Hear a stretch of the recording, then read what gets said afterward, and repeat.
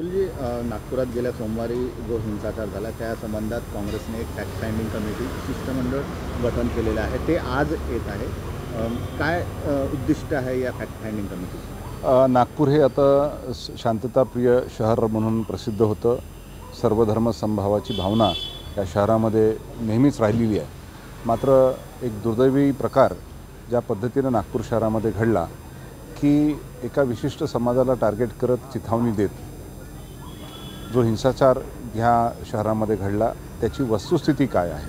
कारण तो हिंसाचार झाल्यानंतर पोलीस प्रशासनाने ज्या पद्धतीने का समाज विशिष्टाला टार्गेट करण्याचं आणि एक नॅरेटिव्ह सेट करण्याचं काम भारतीय जनता पक्षाच्या सरकारच्या माध्यमातून सुरू आहे, त्याला सपोर्ट पोलीस प्रशासन करताना दिसून राहिलेलं आहे। त्यामुळे त्याची वास्तविकता काय आहे, कोण हिंसाचार घडवण्यासाठी जबाबदार आहे हे जाणून घेण्यासाठी महाराष्ट्र प्रदेश काँग्रेस कमिटीचे अध्यक्ष सन्माननीय हर्षवर्धन सपकाळ साहेब यांनी एक समितीचं गठन केलं। त्याचं नेतृत्व माजी प्रांताध्यक्ष आदरणीय माणिकराव ठाकरे साहेब करत आहेत आणि ते नागपुरामध्ये दौरा करून फॅक्ट फाइंडिंग करतील आणि आपला अहवाल प्रदेश काँग्रेस कमिटीकडे सादर करतील।